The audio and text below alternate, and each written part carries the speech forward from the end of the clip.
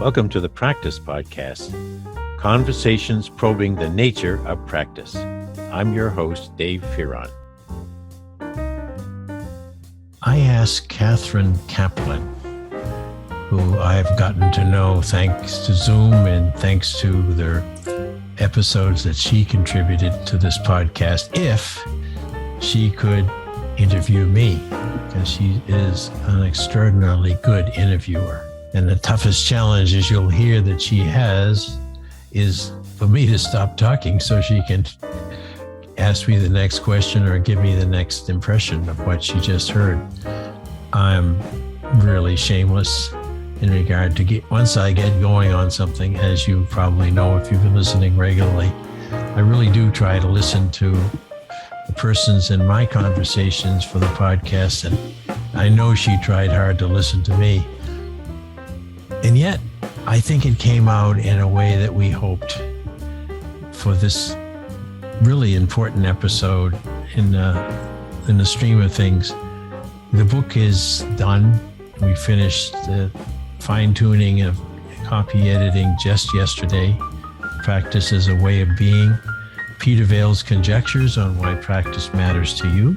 That's the book. And I'll keep plugging it probably for the rest of my life. It's a digital book, which makes it, I think, somewhat pioneering in its makeup and how we did it and how we can continually add to it as a living book. So I said, Kathryn, maybe you could ask me why I've done this, why Peter chose me, and why I've been doing this for so long. What's in it for me? What's in me for it? And she does a wonderful job in her kind way. And so this is a thank you to Kathryn Kaplan, but also a thank you to anyone who listens even a little bit to this podcast series, because it is a labor of love. So here we are, Kathryn Kaplan and the magpie who can never stop talking, Dave Fearon. Well, here we go, episode 160. And what better way to mark that milestone, David, than to connect with someone who is in the triangle between Peter Vaill and me, and that's Kathryn Kaplan. You've heard her before, I think 2 episodes now, once with her dear husband. And now she's here with me to give me a great favor, which is to ask me a few questions about why in hell have you been doing this for so long, and the rest of the questions that go with that. But Kathryn, thank you so much for doing this. Say hi to my thousands of listeners. It's a pleasure, and I'm honored that you asked me. So, you want me to start? Yes, but I will have to confess, so I don't have thousands of listeners. But, in my head, I have thousands of listeners. But even if one person listens play to the crowd. That's right. So, yeah, go ahead. I'm open for whatever questions you want to ask me. Right. Well, the first one is, in terms of how you got yourself into this, Peter asked you to be a collaborator. Yes. Why you, Dave?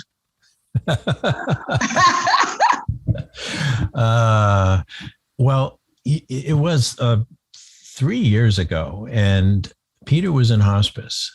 And the request back then was, can you talk to Peter, in parentheses, before he passes away, because he has a manuscript that's very important to him, and he'd like some help in finishing it. Well, my first thought was, oh my God, I haven't been in touch with Peter enough to know that he was in hospice. This is 2018, November. So that was an awful feeling, and of almost shame that I hadn't been in touch. The other was, right away, Emily was the one who reached out. I said, Emily, I am not that kind of author. I co-authored a couple of books, but I am sort of retired, and so I hate to tell him. I don't want to let him down. And she said, well, talk to him.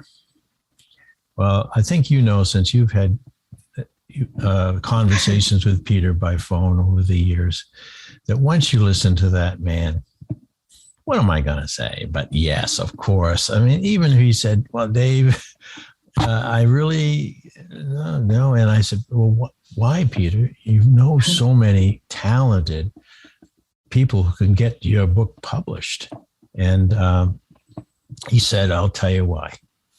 You get it. I said, I get what? You get practice. You get what it means to people when someone who's teaching them or training them, coaching them, even consulting, when they can feel in their way of being themselves that they matter to you and that their future matters to you, as it did when you were my student, many years ago. And I was hooked because I agreed. I knew that I got it. And so however that would have worked out, at least he put this project in this thing that he really loved doing. For 10 years, he worked on this manuscript. He put it in the hands of someone who would see it for its purpose in life and not just its published state, which I'm sure he would have loved to have seen too, much sooner than it's taken me to get doing it. So and I tell you how many times until right up to now, because we finished the last proofing of the last section of the book yesterday. So that's a long stretch. Congratulations. Thank you. Practice is a way of being. And along those times, yes, I had that question, why me, Peter? Almost to the sky. Why me? Because it basically took time every single day for all those months since I agreed to do this. Every single day, this question of practice has not taken away hours. It's given me a purpose for hours of work. Well, I know Peter is very compelling if he has something on his mind. Yes. And you asked him the right question because he does know, or did, I should say, but he's still so alive in my mind. He's in the present in this. All right. He knows so many people, but he answered you in the way that you understood, that you do get it. And that was the core value for this. And, he pulled you out of retirement. How great is that? Look up. I was, you've changed your circumstances several times and now very drastically since you're going on a year as a widow. And you reached a point when you've stopped doing something that took everything I had, the way I taught. Yes. Oh my Lord. There was allegations of insanity from people who looked at how much I put in to those courses for those undergraduate students in management. I was hours and hours of designing new episodes for the Blackboard systems and bringing in guests and figuring out some film clips. I mean, I just wanted to be the whole thing. Talk about experiential learning. And it was, wow. I was so bought into that. And it did have positive results, as you'll hear in some of the episodes with former students. Okay. They would say that it was life-changing. And, I didn't change 30 lives at a time, but if 1 out of 5 had some feeling that they now wanted to know more about organizations and humans in organizations and the things that I was teaching, I was there. So, I hear you really prepared a lot. Do you have an example of what made this experiential learning come to life for them? Well, at the very core of my teaching, I'm a storyteller. And so every course that I designed, even from the very beginning, when I was working on my PhD at UConn and they asked me to take over an organization behavior class, the very one in which I had met Peter. And so, yes, it was a great opportunity to teach this. And so in my head, though, I said, I've got to do this my way because I don't have the theoretical memory that Peter had, for example. My Lord, the man, never missed a citation in his head. And I was, just learning the craft. But I did get that I could be a really effective storyteller. And so rather than make that a lecture storyteller, I said, let's just create a story of us. And so every course I taught from the very beginning was, here we are learning together a subject that will never, ever fail to intrigue you, because it's human behavior, particularly when we try to organize to do things. Can you think of anything more wild and woolly than that? I can't. And so from the very beginning, that's how I taught the courses. Now, I needed more props. I needed more tools. And so over the years, particularly in the last 30, when I was at this regional university here in Connecticut, I looked everywhere for whatever I could integrate into the storytelling so that it could become more and more theirs. And so I was one of the very first to see the potential of digitizing my classes by seeing what was available in 1990 something, or way back, late 80s. And I would say, well, we're all going to be typing our answers to each other, and we're going to go over to the lab where the only place on campus you could do it, and you're going to have a floppy disk, and you're going to type it, and then you load it, and it was nuts to do that. But it made such an impression on students, because what was a story? It was their story of learning about how they were going to have a future online, before online was more than just something. I knew about it because I knew about ScholarNet before it became the internet, but they didn't know about it. So that was the beginning of the storytelling, and I told it all the way up to the last day. You are so funny, because I definitely hear your passion, but you're self-deprecatory. Is that how you say it? When you'll say, oh, this podcast, I have to do all the technical things. I had no idea you were a front runner for technical expertise all these years. So it's just one more notch in your belt. Well, there's a motive to my madness, of course. If you're going to use, if you're going to be a storyteller, a teacher who tells stories, you want your voice to be amplified, even beyond the sets of ears that are there present in your classroom.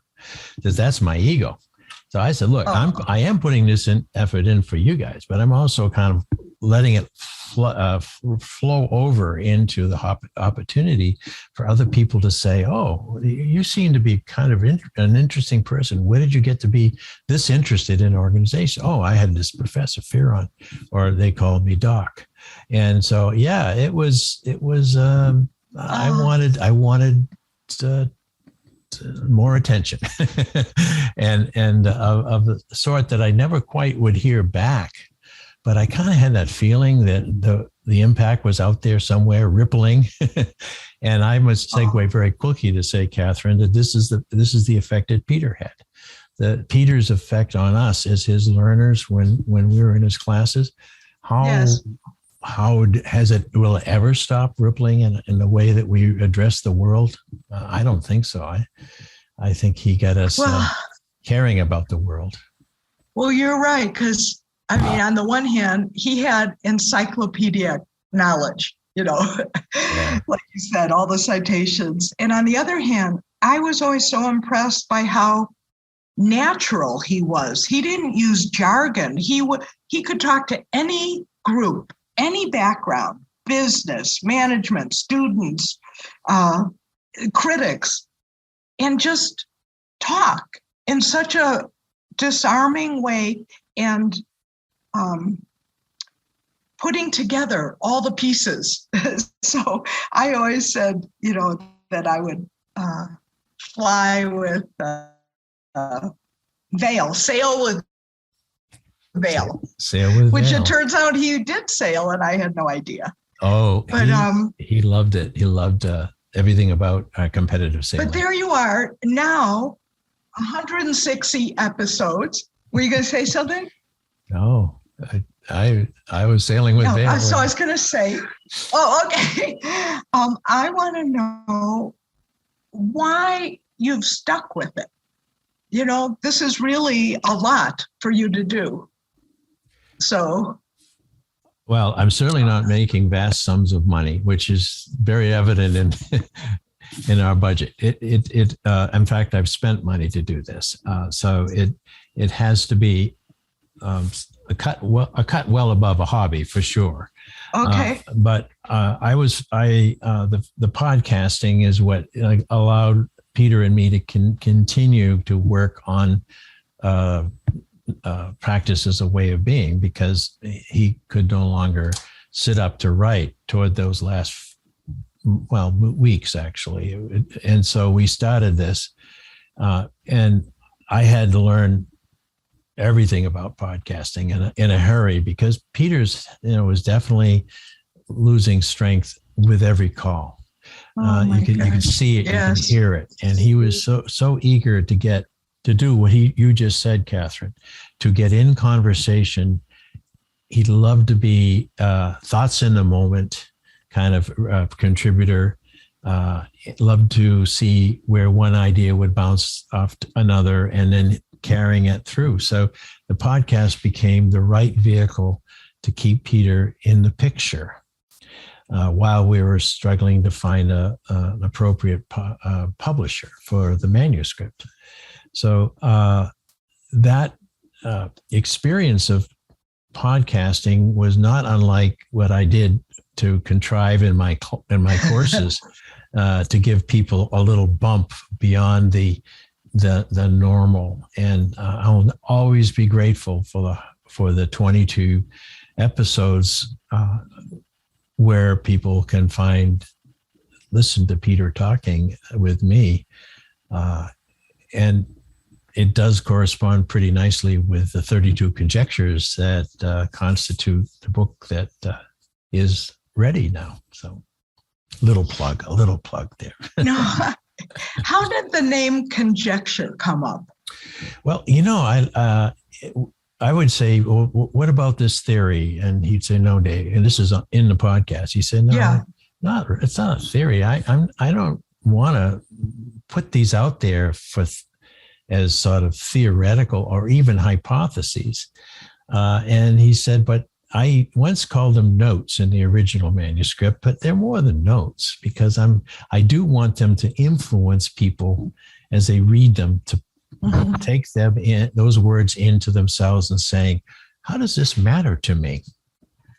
And so in a way, he's saying, why don't we invite people to conjecture with us on the nature of practice? Because can you think of a more vast question?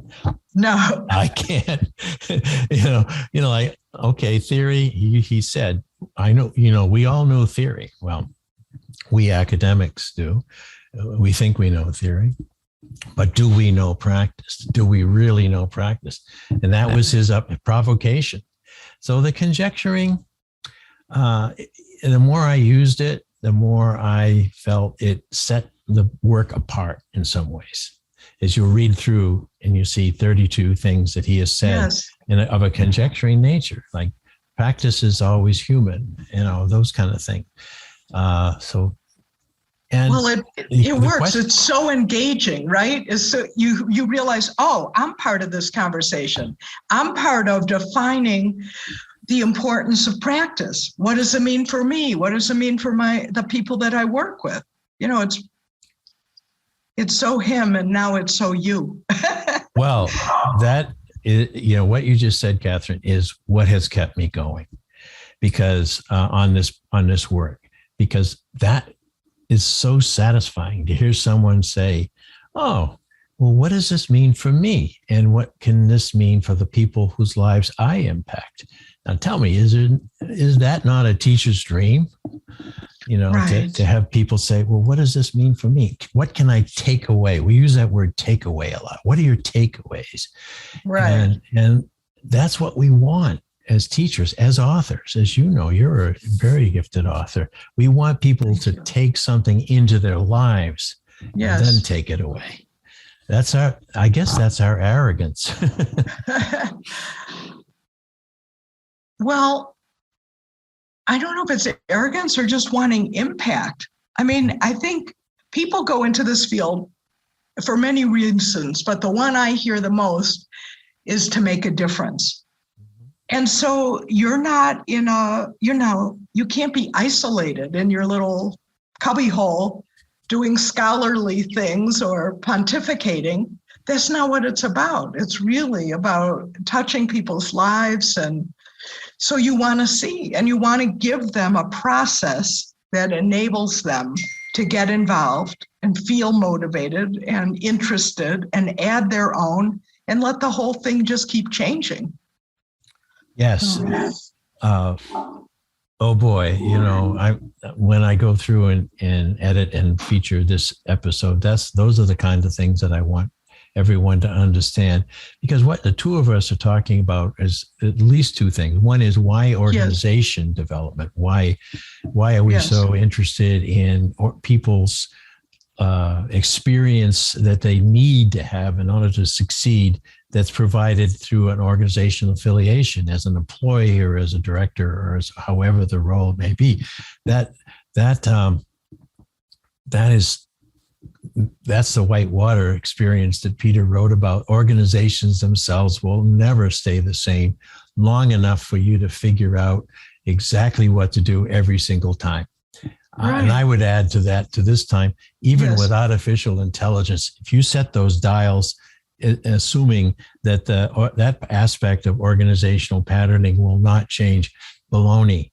It's changed before you set the dials because of the everything that makes organizations so the bubble, on the sea, just very delicate. It's held together, but it can easily pop and become, more things. So that alone is a great subject to be teaching. But what we say in organization development is, and by the way, we're going to step in to your world like you did as an internal and external consultant and say, we can help you see a way forward to change. Wow. Can you, it takes tremendous anchoring, like having a huge keel of understanding of who you are and what your limits are to offer yourself to do that for others. And I'm going to flip this back to you. How did you find out that you could do that day in and day out? You weren't the manager. You were helping everyone decide how to keep that organization viable. You're doing what I did to you, switching the questions, right? But it takes, I think most of all, it takes curiosity, because otherwise, you could get performance anxiety. Oh my God, they called me in. What can I do? What do I know? But if you're focused on them, well, let me see, what is going on here? And then just stay present and see what occurs to you. And then, you have so many resources at your disposal.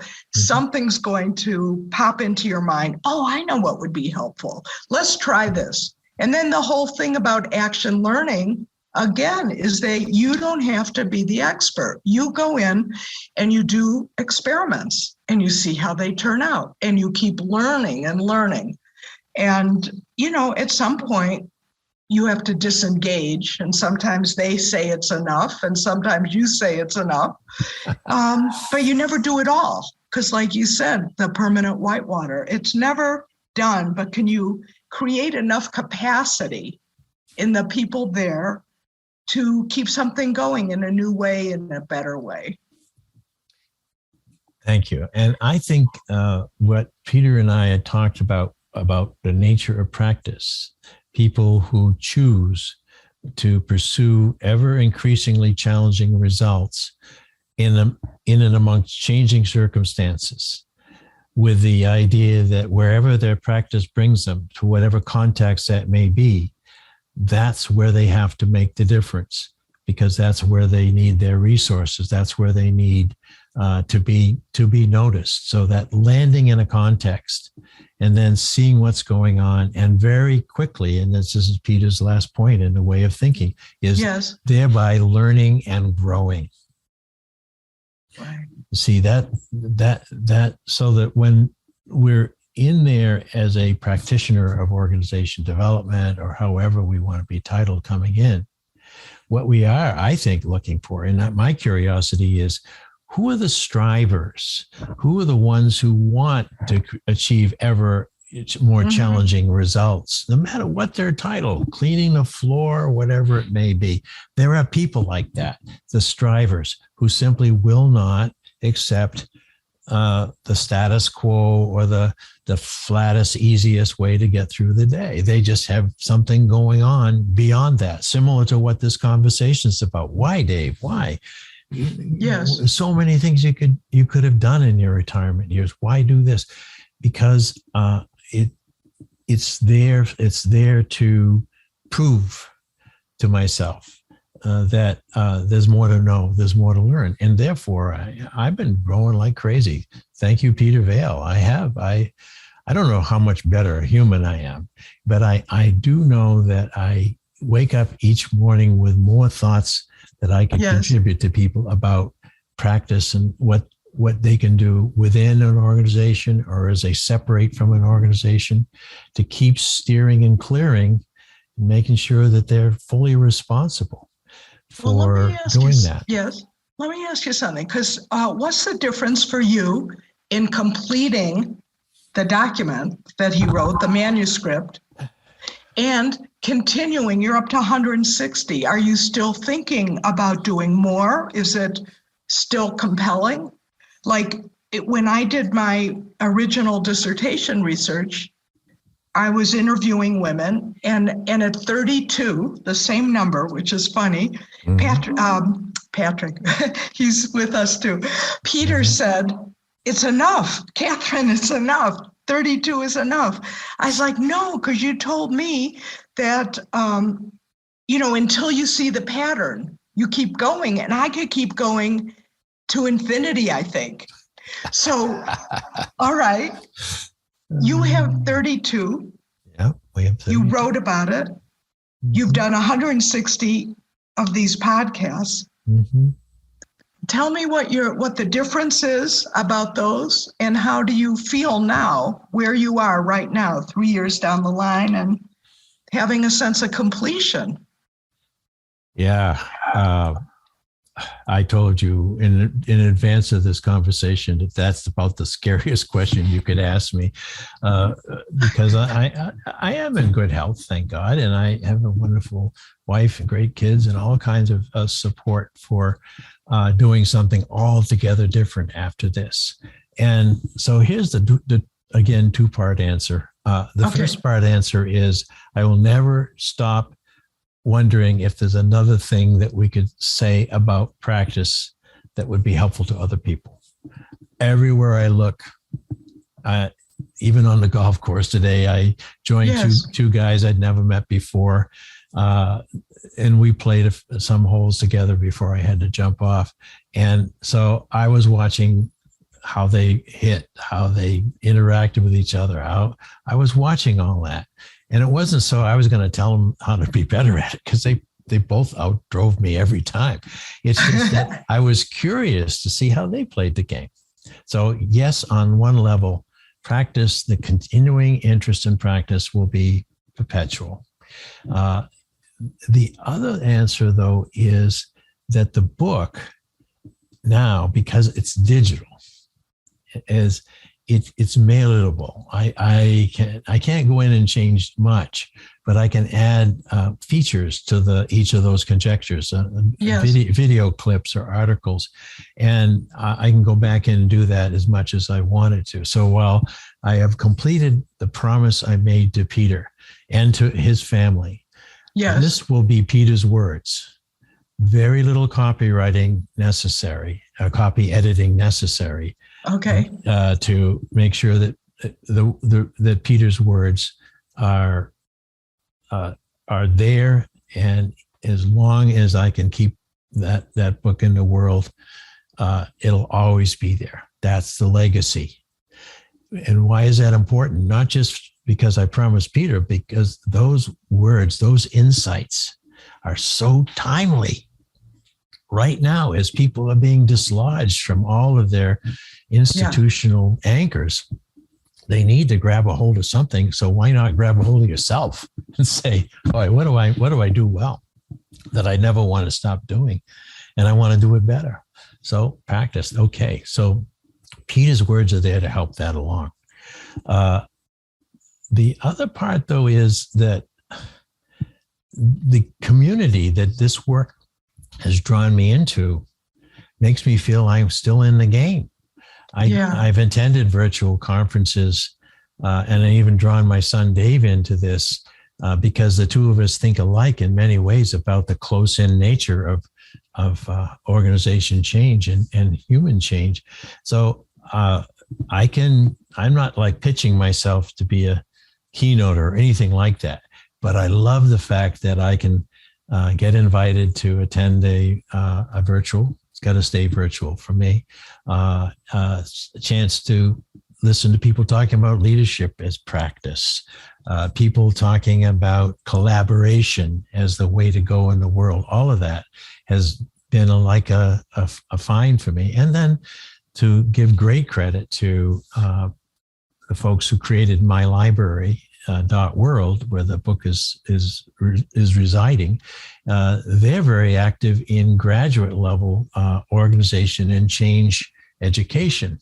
So vicariously, I get to learn what they're doing and learn from their students. And then one other person who you met now, I've made some good friends. Never been in person with you or them, but I count you friend.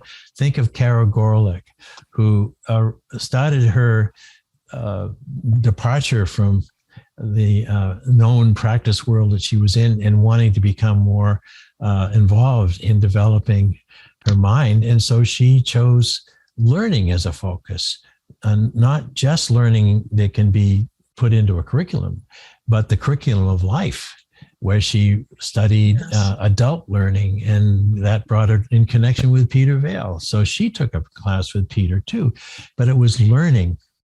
The learning is the other sort of question that I'll continue to pursue. Yes, practice, but what kind of learning sustains practice? Who are the sources of that learning beyond the person? Where's what we used to call a sky hook? I don't know if you ever heard of a sky hook? Well, when it was a little joke when you're in summer camp, the council would say, okay, Davey, I want you to go down to the shed and I want you to bring back a sky hook for me because I want to get some of these clothes up a little higher. And so I'd go down and I'd, where's the sky hook? And they, oh, yeah. They go, well, we're fresh out of sky hooks. Well, essentially, there is no such thing as a sky hook, except it becomes real. Like, I'm still looking for a sky hook. That's funny. I'm still looking for a sky hook because it's the next highest place that you can hook your ideas, your aspirations, hold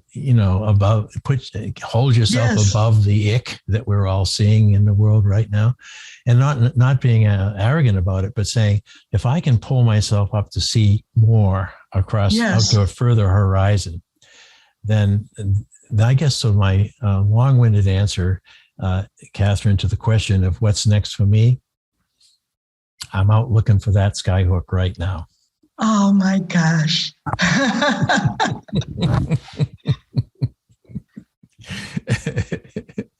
Well, it seems like you have a foot in continuing what you're doing, because the My Library, did Peter know you were going to do the book in that form? I mean, No. That's so innovative. How did you what skyhook did they use to pull you into that? Oh, wow. I must say that the podcast, I think, is where we got the first connection, because someone had seen on LinkedIn or Facebook what I was doing and knew Peter. And it might have even been Carol, or it could have been Steve Cady, or it could have been Dave Jameson, others who were Wow. affiliated with that Bowling Green State University, but they sort of said, "Hey, you're doing some interesting stuff. We're sorry about Peter. Let's talk." And so that was They said, "Could you write a little essay?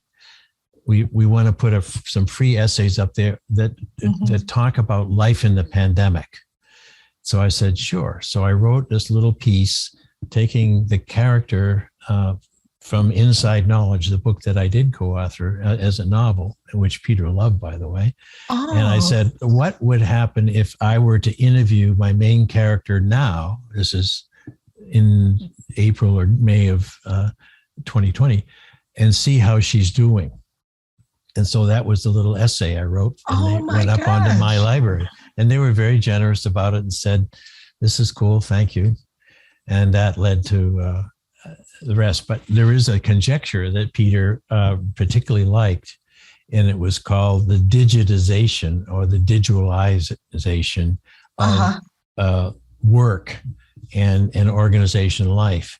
And it was one of his conjectures. This is going to become a profoundly changing aspect of all of our lives, digitization. So I said to Peter's spirit, I said, "Here we go, Peter." The tough part is you can't pick up, as you cannot pick up that lovely bound document and turn the pages and write notes in the margin. So it's a little bit of a lot of a risk actually in doing that. The reward, however, is that it can be so easily shared anywhere in the world. Anyone can come, link that, and instantly own that book for $39, and see something there that has so many other features that paper and covered paper can't. Now we can once we get it all done, we can print those too on demand. But the digital part is freedom. That's the way I see it. Well, so many people are in transition at different parts of their life. And so you're in one now. And you have the ability to continue to add to the conversation on conjectures. So it's not just all or nothing, like, okay, gosh, I'm done. Now what do I do? But is there, I'm curious, a conjecture that gives you some guidance or support in terms of thinking about this skyhook time that you're in? Yeah, I think each of those conjectures started with practice is. And so the answer to that right off the top of this head is practice is eternal life. Now, how about that for a stretch? I mean, practice I felt that in my body. It is in a way, because, you had a wonderful collaboration with Patrick. I had a wonderful collaboration with Peter. And you and I are continuing to live the way they've influenced and helped us change to be. Yes. It's our way of being. And I think if you really want to take that skyhook pretty darn close to heaven, then why not strive to be the kind of practitioner, however you title that, plumber, doctor, teacher, and become eternal and why the hell not? And we understand you're studying and helping people move through the dying process right now, which I admire the heck out of you for doing.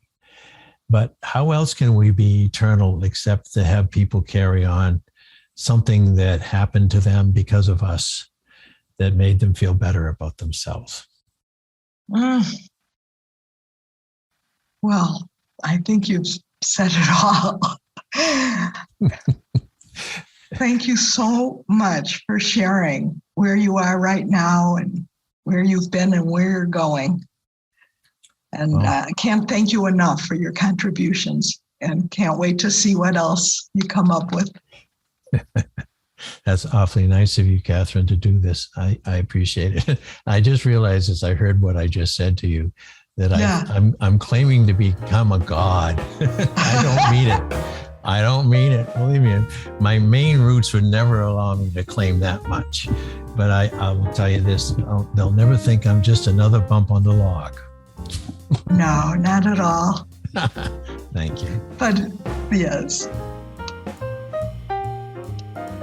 If you'd like to hear more, listen in on Spotify, Automatic, and Apple Podcasts, or go to inactionresearch.com/podcast-page.